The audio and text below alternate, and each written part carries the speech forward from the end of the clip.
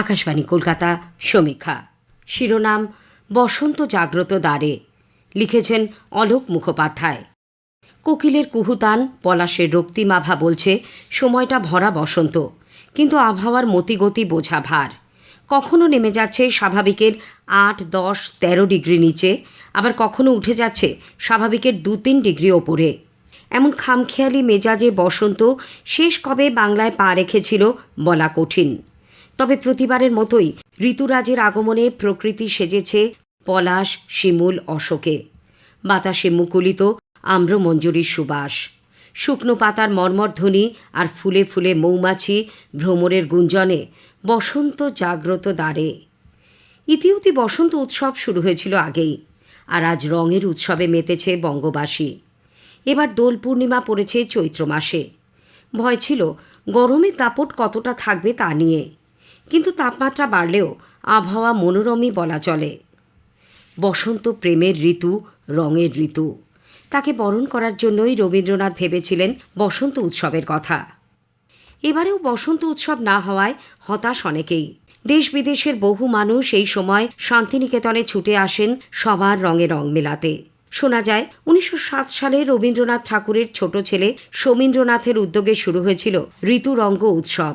পরে 1925, মতান্তরে 1932 সালে রবীন্দ্রনাথ ঠাকুরের সময় শান্তিনিকেতনে বসন্ত উৎসবের সূচনা, যা কালক্রমে দোলযাত্রার সঙ্গে সম্পৃক্ত হয়ে ওঠে। ফাল্গুনী পূর্ণিমার দিন সকালে মেয়েরা বাসন্তী রঙের শাড়ি পরে খোঁপায় গোজে পলাশ ফুল। তাদের সঙ্গে ছেলেরাও বাসন্তী রঙের পাঞ্জাবি গায়ে ওরে গৃহবাসী খোলদার খোল, লাগলো যে দোল গেয়ে গেয়ে পথ পরিক্রমা করেন। খেলা হয় আবির। সন্ধ্যায় রবীন্দ্র নাটক মঞ্চস্থ হয়। আগের দিন সন্ধ্যায় থাকে বৈতালিক পর্ব। বিভিন্ন রাজবাড়িতেও ঐতিহ্য মেনে দোল উৎসব পালিত হয়ে থাকে। কোচবিহার রাজবাড়ির মদনমোহন মন্দির, পান্ডুয়ার ইটাচুনা এবং হুগলির শেওড়াফুলির রাজবাড়িতে দোল উৎসব পালনের রেওয়াজ আছে।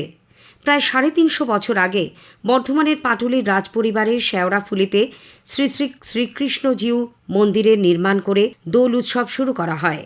দোল পূর্ণিমায় পুরুলিয়ার গড়পঞ্চকোট, বরন্তি থেকে অযোধ্যা পাহাড় সর্বত্রই মানুষ মেতে ওঠেন রঙের উৎসবে। বিপুল উৎসাহে তাতে সামিল হন পর্যটকেরাও। অবিভক্ত মেদিনীপুর জেলার বগরের দোল শুরু অষ্টাদশ শতকের গোড়ার দিকে রাজা রঘুনন্দন প্রতিষ্ঠিত রাধাকৃষ্ণের মন্দিরে। তার আগের রাতে হয় চাঁচর। হোলি উৎসবে যার পরিচিতি হোলিকা দহন হিসেবে। কথিত আছে রাধিকা ও তার সখীদের সঙ্গে ফাল্গুনী পূর্ণিমার দিনে রং খেলেছিলেন শ্রীকৃষ্ণ। সেখান থেকেই হোলি উৎসবের শুরু। আবার শ্রী চৈতন্য মহাপ্রভুর জন্মতিথি উদযাপনের সঙ্গেও জড়িয়ে আছে দোলযাত্রা বা ফাল্গুনী উৎসব। এই তিথিতে রং খেলায় মেতে ওঠে নবদ্বীপ ধাম, মায়াপুর। মহারাজা রণজিৎ সিংহের লাহোর দুর্গের দেওয়ালের চিত্রে খোদিত আছে রাধাকৃষ্ণের হোলি উৎসব। মুঘল বাদশাহ বেগমের হোলি খেলার নানান কাহিনীর বিবরণ পাওয়া যায় আইনি আকবরী গ্রন্থে। দোলের দিন সকালে রাধাকৃষ্ণের বিগ্রহকে আবির গুলালে স্নান করিয়ে শুরু হয় রঙের খেলা। অসংখ্য কবিতা, গান লেখা হয়েছে দোল বা হোলি উৎসব নিয়ে।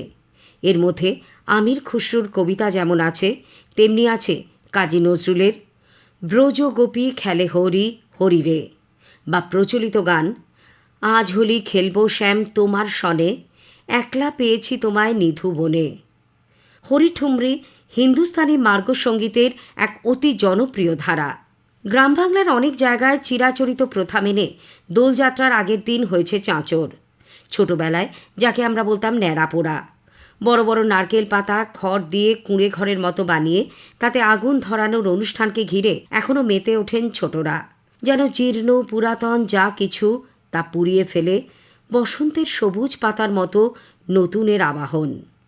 কবির কথায়, রং যেন মোর মর্মে লাগে, আমার সকল কর্মে লাগে, সন্ধ্যা দ্বীপের আগায় লাগে, গভীর রাতের জাগায় লাগে।